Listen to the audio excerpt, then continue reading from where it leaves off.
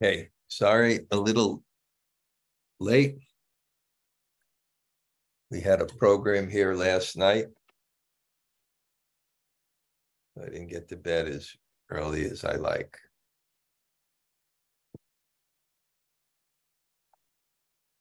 Okay. I decided that I'm just going to continue as I was going. It seemed to be working. Let me just get to today's verse.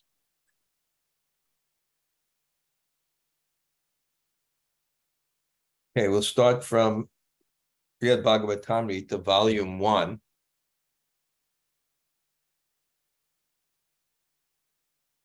Volume 1, text, chapter 1, text 41. Om Namo Bhagavate Vasudevaya. Om Namo Bhagavate Vasudevaya. Om Namo Bhagavate Vasudevaya. Śrī Nārada uvāca, bhavān viprendra Krishna-katha mahānugraha-bhājanam yasyedṛśaṁ dhanaṁ dravyam audāryaṁ vaibhavaṁ tathā. Śrī Nārada said, O leader of the Brahmins, it is you have received Lord Krishna's greatest favor. After all, you have such wealth, property, generosity, and personal opulence. Sadharma padakam tathā sarvameva mahamate. Krishnam hi sakshad asmabhir asmin tirtha vareduna. O wise one, in this best of holy places, we have now seen for ourselves that you are using all these assets exclusively to establish pure religion. Purport.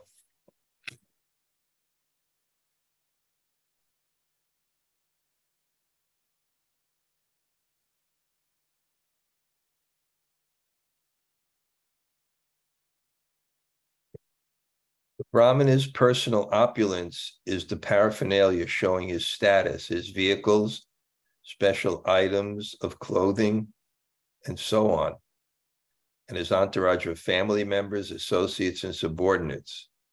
His quote, pure religion is devotional service to the personality of Godhead. The Brahmin did not abuse any of his apparently material assets.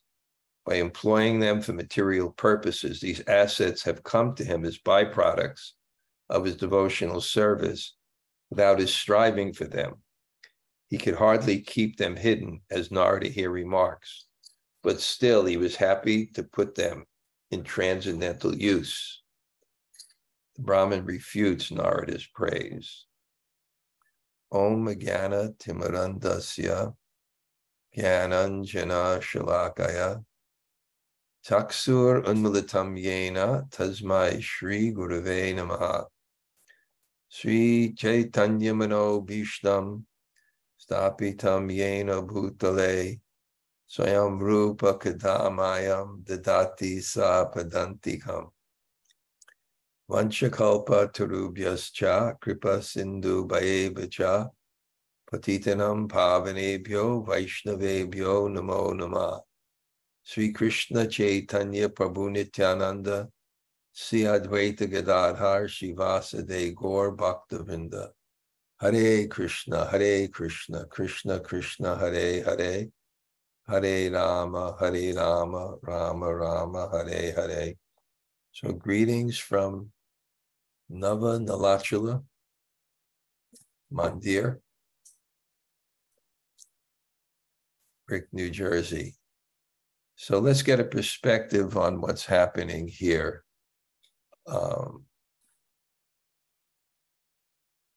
It's Narada's vision, and he's in a particular ecstatic mood because He's with exalted sages in the best place of Prayag, the confluence of the Triveni, the Saraswati, and the Ganga. He has just bathed in that holy river. And then with the assembly of sages in that consciousness, he's before the Madhava deity. And he is feeling that energy, but not only is he feeling that energy, it's a shared experience which opens his heart.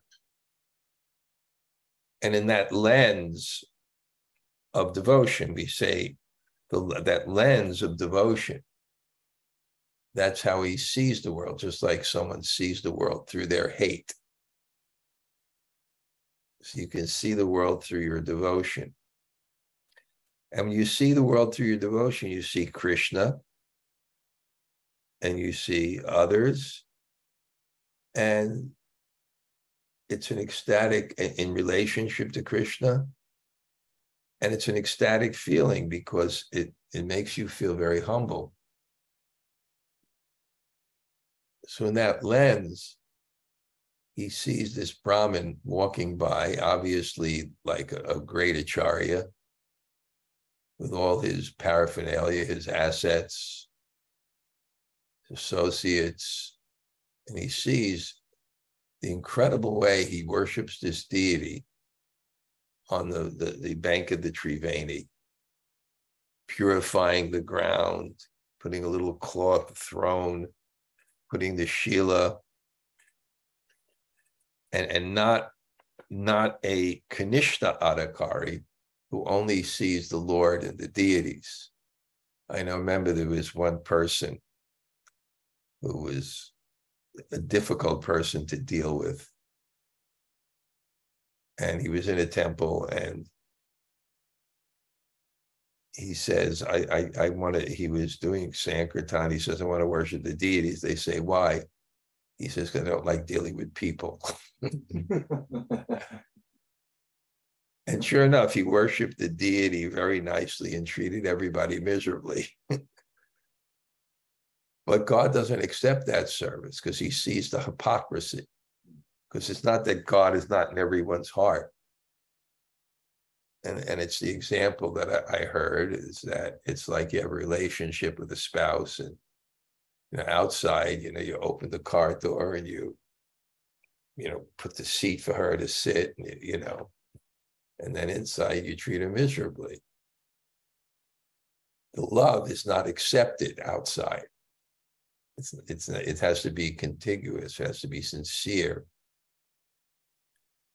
So in that consciousness, he's able to recognize God in the heart of this person and sees the face is the index of the mind, how he's worshiping, and the kirtan is when the bhava in the heart is expressed through the discipline of music. So he can see it, he can feel it. And then he sees, again, the point I was making, that he only worships God, he worships everyone else. And then even though he's the acharya, he takes last. And everyone's finished. I remember in Vrindavan, I used to be in charge of many things, including the kitchens. I wasn't a cook, and I was great at making menus. I even recommended one time for Korma, the famous cook. He didn't know what to cook at night. For the VIHE, I suggested it. And it was very difficult to actually organize for so many people, because there was one kitchen that was cooking with wood, and there wasn't any prasad halls. You have to put them in the temple, the women on the roof there, and the whole thing. And it was Prabhupada's appearance day, disappearance day, and Govardhan Puja before that. And, and I'm particular about service. It has to be said. We work so hard. I think that's the only time I've slept 12 hours after that. But when we sat down with B.B. Govinda Swami afterwards, I remember the back, we took prasadam and we were relishing it, but in a different consciousness. The taste wasn't connected to our own pleasure. It was connected to the pleasure of the devotees, how much they were enjoying. So this is what bhakti is. Bhakti is when your pleasures derive from people that you serve, and specifically God. So he could see that in this person, and Narada became very, very excited. And here he starts to praise him effusively, because he sees that even though he has so much opulence, he hasn't endeavored for it in a material way. It was just his karma. It came to him. There was no prayas, utsahan nistaya darya. No, that's the one. What is it? Atyahara piyasascha. There was no extraneous endeavor for oneself. Our endeavors are our duties. And it may be a Vaishnava, a Vaishya, it may be to make money, it may be a Brahmin, maybe a Kshatriya, but there's no extra endeavor beyond one's duty. And one has faith that whatever comes by Krishna's accord. So it came. Prabhupada said the ant is getting a grain of sugar, the elephant is getting, tons of food. It's all arranged by God. So he had all this opulence, and the tendency of opulence is to control. And it's dangerous because it could put you in that consciousness that you are controlling. When the world starts to conform to one's desires, one starts to get the ahankara that, I am doing this. You can see with the rich and famous in the world today, how obnoxious they can become. And I feel sorry for them, because they're suffering with duality, because they know it's going to end. So their pleasure, and if they don't have a sense of God, their pleasure is like being on death row and eating a great meal. Yeah, how can you enjoy it? It's such duality, it's that mental anxiety. Happiness is the mind. You can't be happy if you're in the duality that what you're enjoying is temporary. Neha bikramanaśosti pratyavayo navidyate swalpam yasyedṛśaṁ trayate matobhyat. In this endeavor, there's no loss and diminution. It saves you from the greatest type of fear. And when I read that verse, I understood when I came to Krishna consciousness, and I don't want to forget it, what it was like when your future is non-existent. And what it's like when, by the mercy of Srila Prabhupada and his teachings, that malaise, that burden is taken off of your head. Otherwise, you walk around like an existentialist. And your only choice in life is whether you want to end it or not. So, I'll go back to the verse here. So he had all this opulence, but Narada Muni was so impressed because he saw that he wasn't affected by it. It was for God. And for God can also be for your needs. Like a woman may need to look beautiful. But if it's just the need she has to look beautiful, and she doesn't have 300 pairs of shoes in the closet. When I grew up, my father and mother had their closets with all their clothes.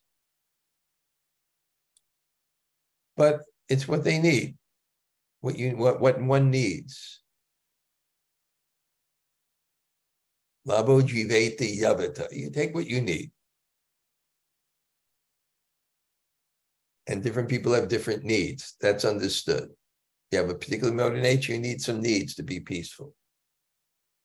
But not prayas. not beyond that. Because when you get beyond that, it starts to move into an offense to the holy name to maintain material attachments despite so many instructions in the matter. That's what it means. You're moving beyond priyas, and therefore it's compromising the faith in the holy name, faith in devotion, that by serving Krishna, it's like watering the root of a tree. Everything is replenished. That should be our main faith. Our main faith should be the holy name of Krishna. And the sweetness it gives, and understanding that that is the greatest treasure in life. So anyway, Narada is seeing this, seeing this. It's great seeing, great saying. I like I'm going back to Govardhan. Can't wait to chant the holy name on the side of the hill and be with all the udipans, all the excitants, seeing the hill, seeing the Vaishnavas, seeing everybody in tilak. I started concentrating on tilak now after I read a commentary where the earth doesn't erase its footprints because it considers its tilak, and tilak is the notion that I belong to Guru and Krishna. So, of course, people in tilak can do all kinds of nonsense. So it's not essential. It's functional, it can be used. It's a devotional practice, sanctifying the body with names of God. So anyway, this Brahmin is in a completely humble consciousness. He's not affected by all this wealth because he clearly sees things are Krishna's. That's when you become free from Maya. When you see the world in relationship to Krishna, you see everything as Krishna's energy. So even though he's in the midst of this opulence and worship, everything he does is a service to God. He even takes his position as the acharya, as a service. So therefore, the Brahmin doesn't respond to this praise and take it seriously. Vṛhad-bhāgavatāmṛta te nuktu nanvidam sa mahāmuni swamin kim mayi kṛṣṇasya kripa lakshanam ikshitam. The most learned Brahmana then replied to the best of sages, O Master, what signs of Krishna's mercy have you seen in me? So vidva-varena, vara means most excellent. Like Krishna is baharpidam natavara, the dancer, that's the most excellent. So he's the vidvat-varena. Vidvat. Vat means to possess. Vid, knowledge. Varena, the most excellent, the person who most excellently possesses knowledge. And he addressed Mahamuni, the topmost Muni. And he says, what mercy have you seen in me? In other words, I don't see it. Mercy. Mercy is devotion. Mercy is kripa. Mercy is mercy. Mercy is devotion. It's the love in your heart you have for Krishna. That's mercy. Because that has to do with the soul, so that's eternal. That's not really filled with dualities. And that has to be our faith by the experience of devotion. So, what signs have you seen in me? Aham varaka no kṛṣṇasya datum shaknomi va kiat vaibhavaṁ vartate kime bhagavad-bhājanam tathā. Who am I but the most wretched person? So not vidvara, but varaka, one who is not excellent. I'm not excellent. Rather, it's the opposite of excellent. I'm wretched. And how much am I able to give? And what opulence do I have? He doesn't see. It should be more. He sees God. So he doesn't see his position as powerful. No matter what it is in the material world, he doesn't see it as a significant position. And that's what happens when one sees God and one feels and chants the holy name. He thinks, what else is significant? It's not significant. And how have I received the Lord, that mercy of the Lord in devotional service? And that's such an interesting fact that when one has prema, it's a desire. And when one has a desire, it makes him feel that he lacks something.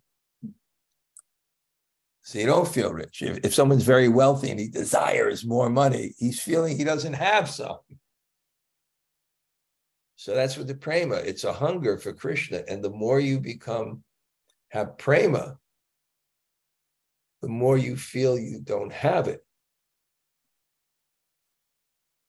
I haven't eaten enough. I don't have enough. So for a person who doesn't have hunger, or his hunger is not substantial, just a roll in butter may be significant. But someone whose hunger is really great, you put something, hey, look, I got nothing. That's all you give me? That's all you give me? So it's like with prema, that's all I don't have. And that's the anomaly. The people who have the most faults see the least faults in themselves. And the first that have the most faults, they see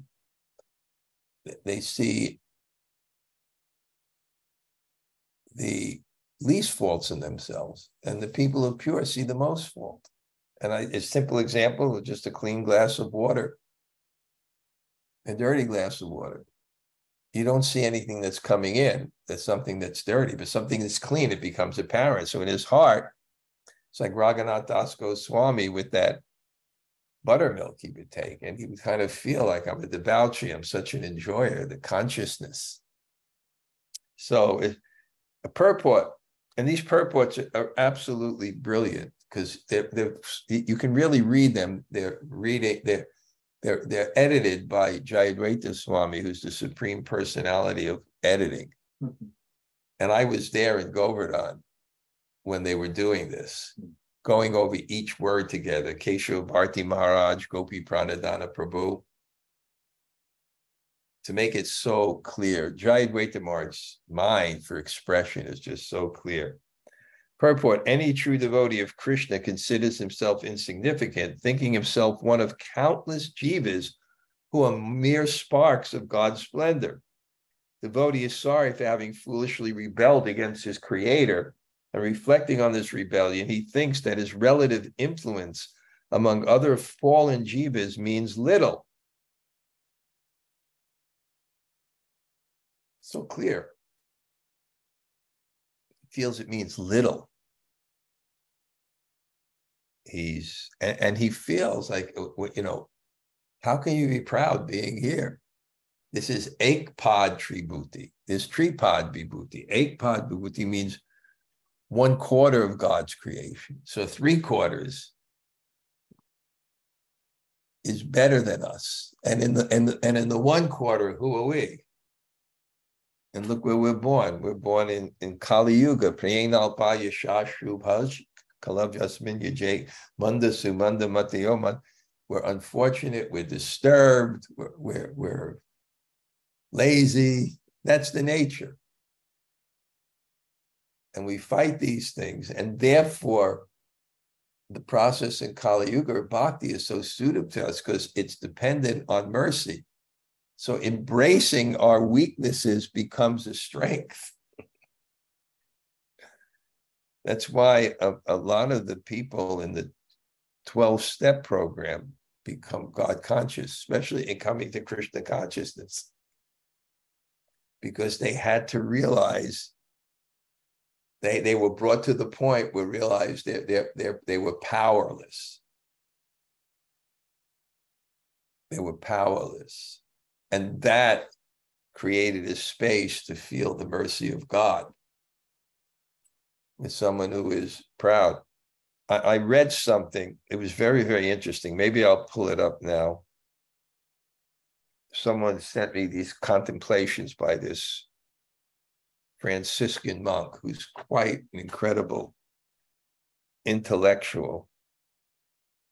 Let me see if I can find it. Oh, I can find it someplace.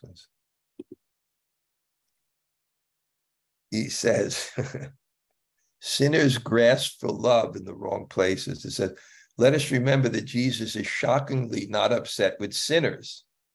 This is a shock so total that most Christians still refuse to see it. He's only upset with people who do not think they are sinners. These denying, fearful, and illusory ones are the blockage. They are much more likely to hate and feel no compunction. Very interesting thought. We have met the enemy, and the enemy is us. We either carry and transform the evil of human history as, evil of human history as our own problem, or we only increase its efficiency and power by hating and punishing it over there. Anyway, it's just interesting, I thought.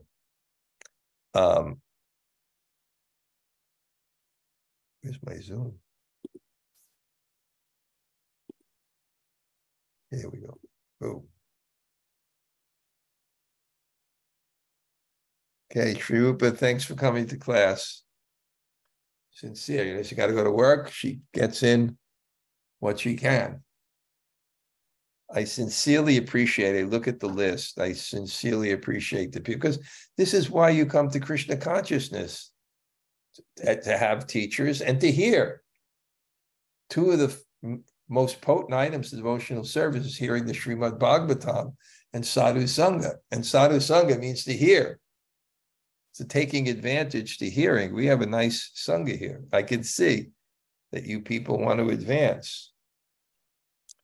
Kintu dakshina deshe yo maharajo varajate sahi Krishna kripa patra yasyedṛśaṁ saralaya. But in the southern country, there lives a great ruler whose kingdom has many temples of God and the demigods. He is the true recipient of Krishna's mercy. So basically, he's saying there's someone better than me. And that's easy to say when you're devotional. But actually speaking, what happens is the Bṛhad-bhāgavatāmṛta, this progression will continue. Me bhakta nehi hum, I am not a devotee, he is a devotee. And then what happens is, you'll get to see each devotee first from the vision of the previous devotee, then from his own response when Narada Muni tells him, now you're the greatest devotee. And then his glorification of the next person. So you get this beautiful gradation of devotion in this story. So he says this other person. And then when you see why he says that, because he's thinking, although I'm the Sarvabhauma, I'm like, no, I'm not Sarva. I'm the Brahmin. in this place and I'm worshiping God. But this is a kingdom, king.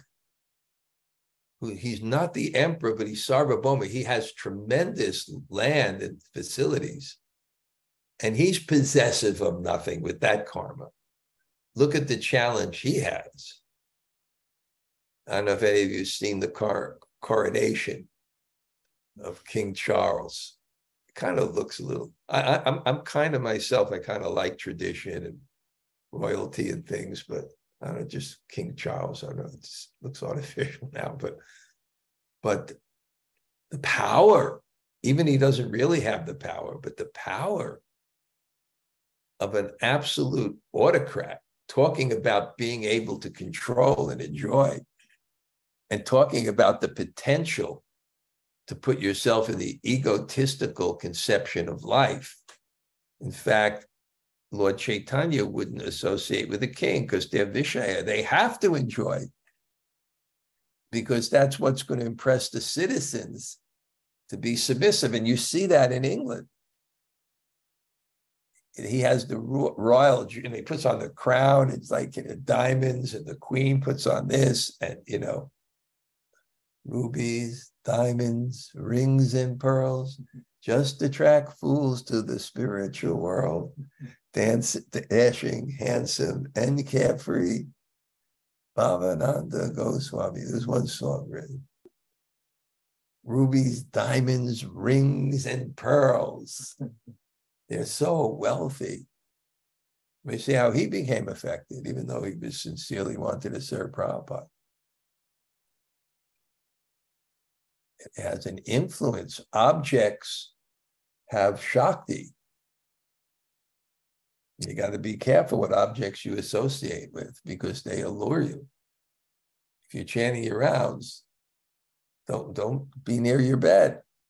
It'll say sleep, or like a comfy chair. It'll say it's going to facilitate your mode of ignorance because it was created for the mode of ignorance.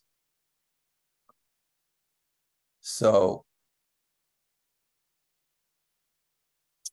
he's going to glorify this king because he's so unaffected.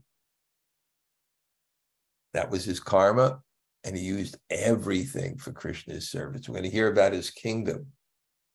It's amazing. The deities. In fact, he owned nothing. He legally put all the kingdom owned by the deities. You have that in India. The deities will own different parts of land. So, Sarvato Bhikshavo Yatra Tair Tika Bhyagatadaya Krishnarpitanam Bhunjana Pramanti Shukana Siddha.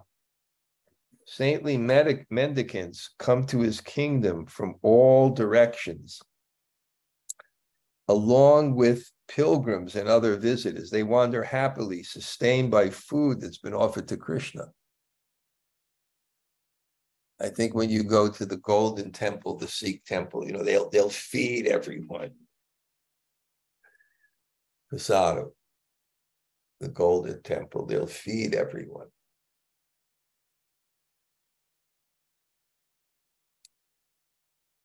So everyone in the kingdom became fed. I was just thinking of the as Prabhupada said, the myth of overpopulation. New Jersey has a higher population density than India. You can look it up. But still, even in the suburbs, the housing is only on 10% of the land, really. I mean, you consider the street and the backyards or something like that. And then you ride on the highways in this forest. And imagine if people actually grow food. I think they said the whole population of the world can fit in Australia with everyone getting 1 acre. But I want to speak of Montana or these things. So it's mismanagement if people don't have food. especially in a place like America where the land is fertile. Okay, Africa, they may have droughts and people don't have water, but there's food. Even in the story of Madhavendra Puri, he would only eat when people give him, and he fell asleep, and then Krishna appeared and gave him some milk, said, no one starves in my village.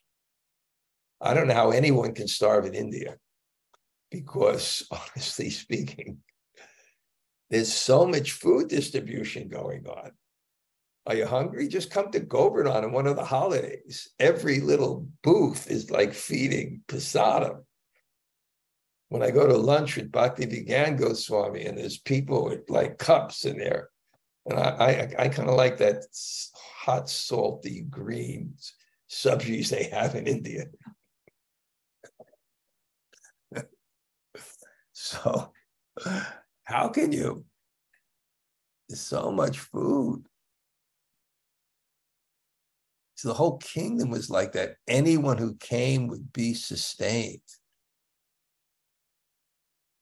And it reflected the consciousness of the king, that he thought of others before himself, which is so difficult when you have Janma Ishvarya Shruta Shri Bir Edamana Madapunam Navahat Yabataitum Va Twam Akinchana Gotra. Queen Kunti prays, only one who is not intoxicated by Janma,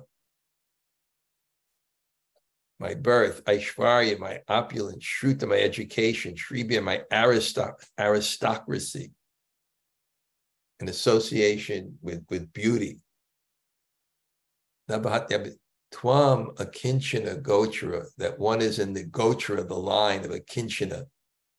I have nothing. And I remember Prabhupada's comment, he saw a hobo in the Calcutta station. All he had was a little stick in a little things in a little bag. He said he wasn't a kinchana, he was possessed. But the Pandavas, they were kings of the world. But it was all for Krishna. So that consciousness can be seen.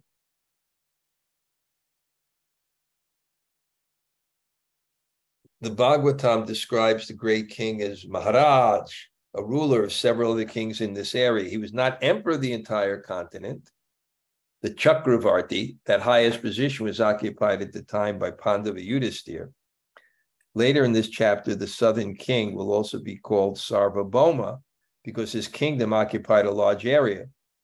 Many accomplished saints migrated to his kingdom, attracted by its spiritual features. Other people also came, including ordinary visitors, renounced pilgrims traveling to purify themselves, and distressed persons in search of food and shelter.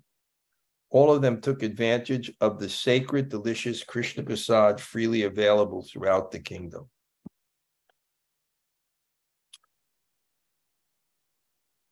Rajadhani samipecha sachidananda vigraha sakshad tvaste bhagavan Koranyat stiritam gata. Near this king's palace, the Supreme Personality of Godhead resides as if directly in his original form of eternal existence, knowledge, and bliss. He has kindly assumed a non-moving appearance.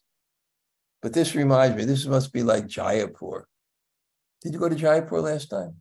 No. You were going to go, but you didn't go. Yeah. Yeah. Too much travel. You've been there before? Yeah. Jaipur is the deity is the center of the city. And you got Mangalarti, you got 5,000 people.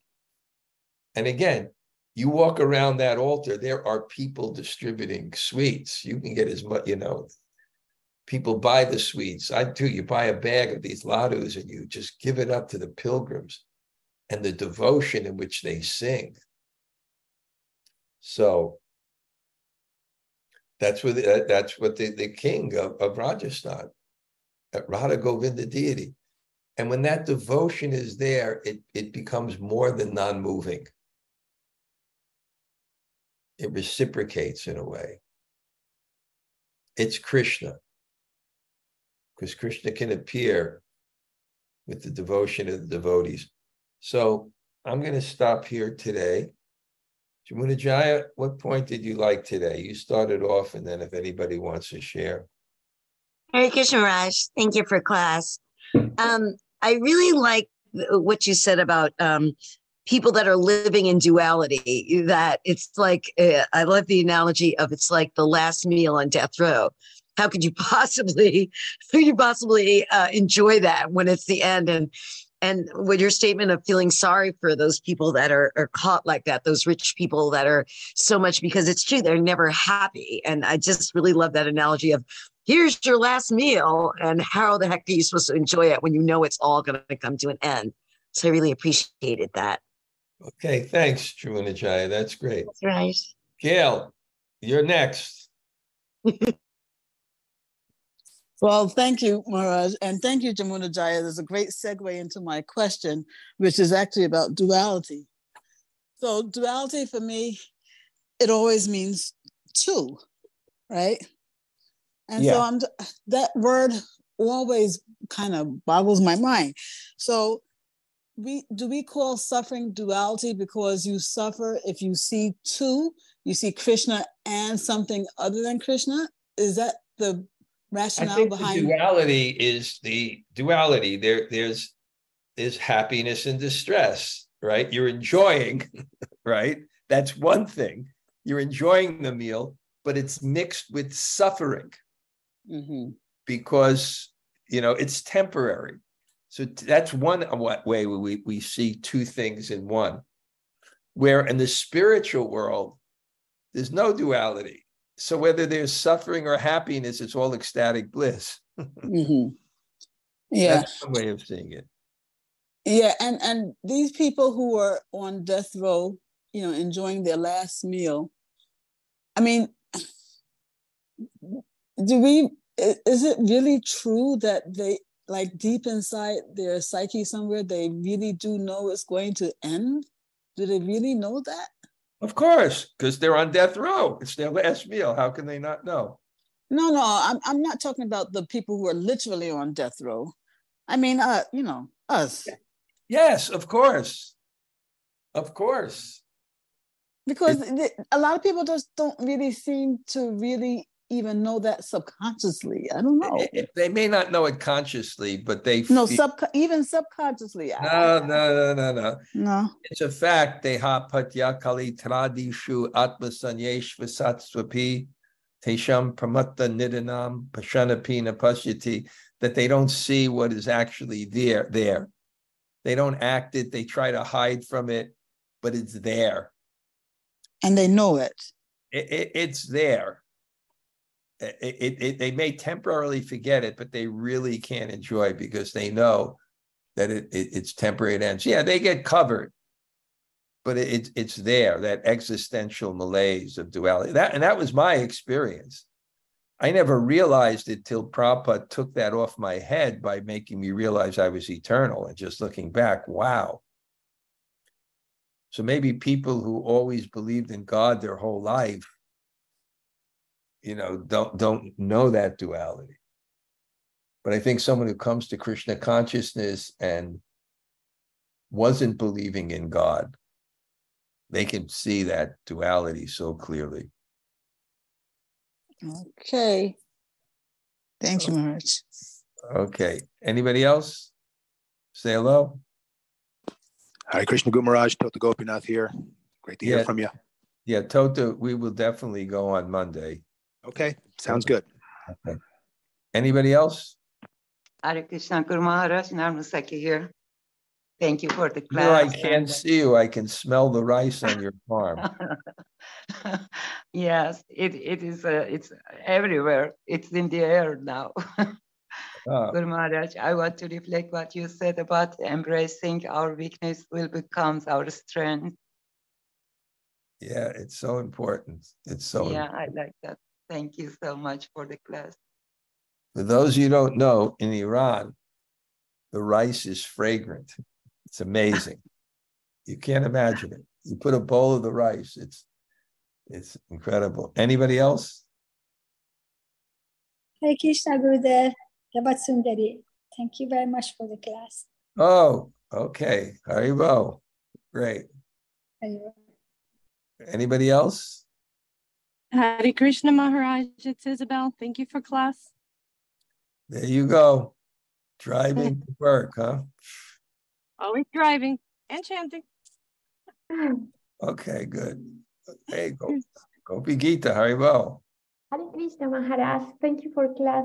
I like it a lot what you said about mercy, how mercy is devotion and mercy is love from Krishna coming to us, to our heart. I thought before that maybe mercy was different than Krishna's love, and it's amazing. Yeah, mercy is the devotion in our heart. Thank you, Haribo.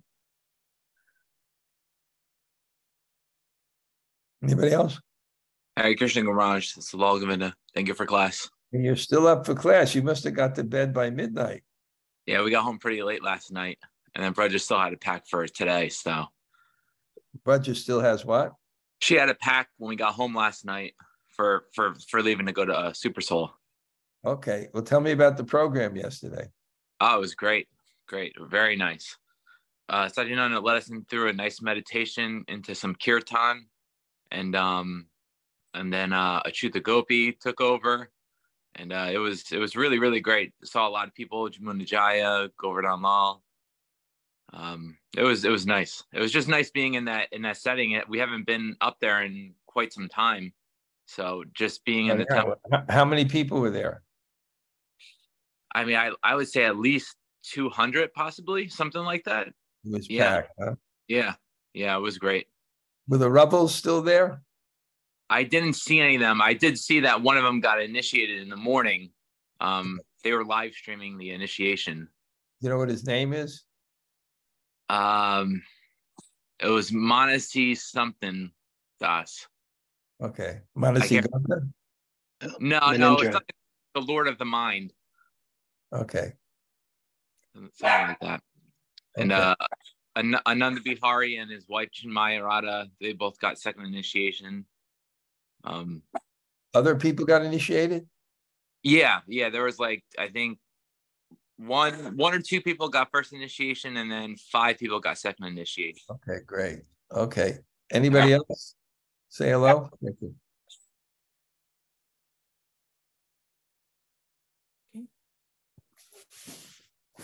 Hare Krishna Guru Maharaj. Jai Śrī Radhe.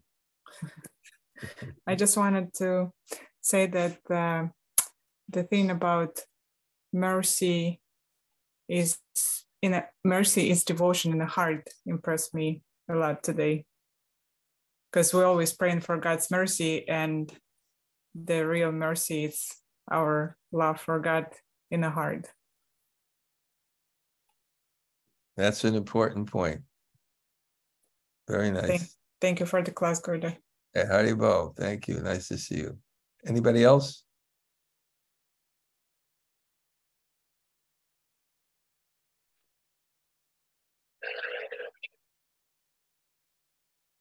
Amala, Hare Krishna. Hare Krishna, Gurudev. Hare Krishna. Always a pleasure to see you here. Okay. Hare Krishna. Thank you very much. Thank you, Haribo. Anybody else?